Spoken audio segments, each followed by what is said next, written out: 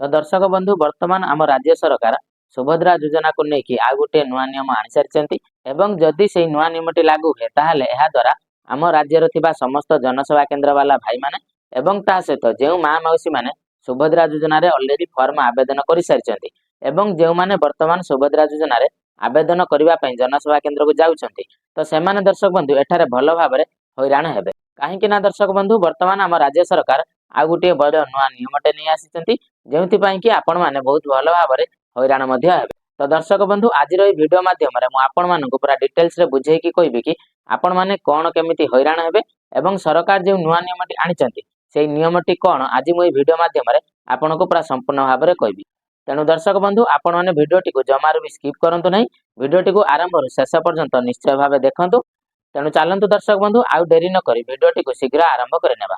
तो दर्शक बंधु जेमिति कि आपण माने समस्त जानिथिबे जेतेबेले आमर सुभद्रा योजना रे ऑनलाइन अप्लाई स्टार्ट हैला तो सेतेबेले दर्शक बंधु आमे माने ई केवाईसी करिकि से पोर्टल ले फॉर्म को आवेदन करिथिलु। जेतेबेले आमे माने सुभद्रा ऑनलाइन पोर्टल ले आवेदनकारींकर आवेदन फॉर्म टी को आवेदन करिया पई जाउथिलु तो सेतेबेले दर्शक बंधु आमे माने कोन करूथिलु ना आवेदनकारींकर आधार कार्ड नंबर टी को जेतेबेले आमे सुभद्रा पोर्टल ले प्रथमे सेठारे देई देउथिलु कि तापरे आम मानको सेठारे ई केवाईसी करिया पई आ गुटे नुआ पेज टे ओपन हेके आसुथिला एवं तार स्क्रीनशॉट टी मु एठारे लगे दीची स्क्रीन ले आपण माने भी देखि पारथिबे। दर्शक बंधु आम मानक सामने तीनोटी ऑप्शन खोलिके आसी जाउथिला। प्रथमटी होतिला कोन ना ओटीपी माध्यम रे आमे ई केवाईसी करि परिबा एवं द्वितीयटी आमे फिंगरप्रिंट देकी मध्ये ई केवाईसी को कंप्लीट करि परिबा एवं तृतीयटी होउची दर्शक बंधु आमे हमर आई स्कैन करिकि से पोर्टल ले आवेदन करि पारथिलु। किंतु तापरे कोन हैला ना दर्शक बंधु जेतेबेले सेही प्रक्रिया रे आवेदन चालिथिला सेतेबेले लोक मानकु बहुत किछि असुविधार सामना करबाको पड़िला जेमिति कि आपण माने जानिथिबे तार वेबसाइट मध्ये खोलिलानी एवं ता सहित दर्शक बंधु लोक मानक आधार कार्ड रे जे मोबाइल नंबर टी लिंक होई रहिथिला से मोबाइल नंबर को ओटीपी मध्ये आसिलानी। तेणु सरकार एही सब असुविधा देखि सारिबा परे सरकार तापरे धीरे धीरे सेही सब नियम गुडी को हटाई देले एवं सरकार घोषणा करि देले कि सुभद्रा योजना रे आवेदन करबा पई आपन को आ ई केवाईसी रा आवश्यकता पड़िबो नै कि कोनोसी ओटीपी रो भी मध्ये सेटार आवश्यकता पड़िबो नै। आपण माने बिना ओटीपी रे सेटार आवेदन करि परिबे जेमिति कि आपण जते बेले भी जाउचंदी आवेदन करबा पई कोनोसी भी जनसेवा केंद्र को सेठारे केवल आपनकर आधार कार्ड नंबर टी लागिवो तापरे आपनकर फॉर्म टी सेटारे सक्सेसफुली आवेदन होई जिवो एवं जहा द्वारा कि माँ मौसी मान को बहुत आराम होता कहीं ना दर्शक बंधु से कौन भी ई केवाईसी आवश्यकता पड़ूलानी जहा द्वारा कि माँ मौसी मैंने आराम जनसेवा केन्द्र को जाते एवं जल्दी जल्दी से कम टी करके घर को फेरी आसुले। तेणु वर्तमान सरकार पुणी गोटे नुआ नियम आनी सारी जोटा हूँ कि आपण मानक पुणी ओटीपी एवं ई केवाईसी करके योजना आवेदन करने को पड़ो।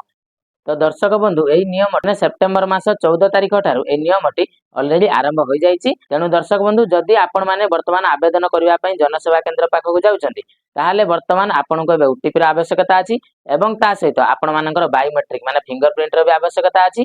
जदि आपणकर फिंगरप्रिंट सेटारे सपोर्ट नेउ नै ताहले आपण आपण आई स्कैन करिकि सेटारे मध्ये एही प्रक्रियाटी को कंप्लीट करि परिबे।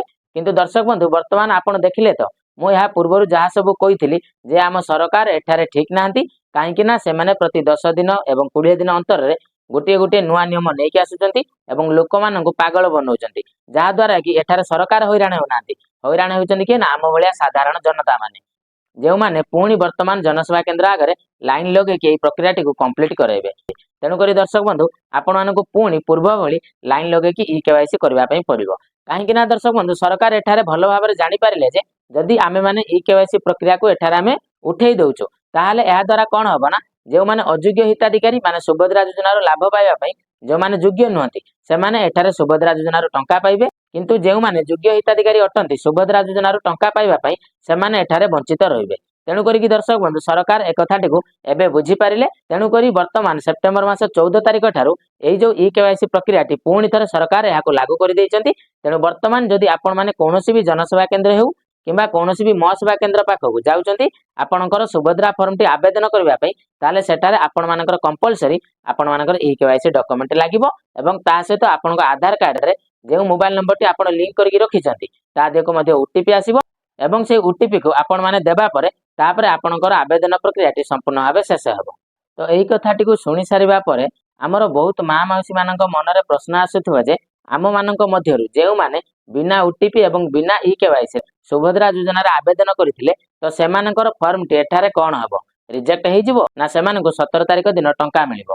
କିନ୍ତୁ ଦର୍ଶକ ବନ୍ଧୁ ଦେଖନ୍ତୁ ଏଠାରେ ଆପଣମାନଙ୍କୁ ମୁଁ କହିଦେଉଛି କି ଏବଂ ଆପଣମାନେ ଯୋଉ ଭାବିଛନ୍ତି କି 17 ତାରିଖ ଦିନ ସରକାର ଆପଣଙ୍କୁ ଟଙ୍କା ଦେବେ ବୋଲି ତାହା ମଧ୍ୟ ଆପଣମାନେ ଭାବି ନିଅନ୍ତୁ ଆଉ ସେ ଟଙ୍କାଟି ମଧ୍ୟ ଏବେ ଆପଣମାନଙ୍କୁ ମିଳିବ ନାହିଁ। କାହିଁକି ନା ଦର୍ଶକ ବନ୍ଧୁ ସରକାର ଏଠାରେ ପୁଣି ଥରେ କହିସାରିଛନ୍ତି କି ସେପ୍ଟେମ୍ବର ମାସ 14 ତାରିଖ ଠାରୁ ସମସ୍ତ ହିତାଧିକାରୀ ମାନେ ପୁଣି ଥରେ ସେମାନଙ୍କର ଓଟିପି ଦେଇକି ଏବଂ ତା ସହିତ ତାଙ୍କର ବାୟୋମେଟ୍ରିକ ଦେଇକି ଏହି ଯୋଜନାରେ ଆବେଦନ କରିବେ। କିନ୍ତୁ ସେଇ ନିୟମଗୁଡ଼ିକୁ ବଦଳାଇବା ଦ୍ୱାରା ଜନତାଙ୍କର କେତେ ସୁବିଧା ହେଉଛି ଏବଂ କେତେ ଅସୁବିଧା ହେଉଛି ତାହା ସରକାରଙ୍କୁ ଏଠାରେ ଦେଖାଯାଉ ନାହିଁ। ବନ୍ଧୁ ଯଦି ଏଠାରେ ସରକାରଙ୍କୁ ଲୋକମାନଙ୍କର ଅସୁବିଧା ଗୁଡ଼ିକ ଦେଖାଯାଉଥାନ୍ତା ତାହେଲେ ସରକାର ଯେଉଁ ତାଙ୍କ ନିଜ ଇଚ୍ଛାରେ ଯେଉଁ ନିୟମଗୁଡ଼ିକୁ ଆଣୁଛନ୍ତି ପ୍ରତି 10-20 ଦିନରେ ଥରେ ଲେଖାଏଁ କରିକି ସେଇ ନିୟମଗୁଡ଼ିକୁ ଆଉ ସରକାର ଆଣନ୍ତେ ନାହିଁ।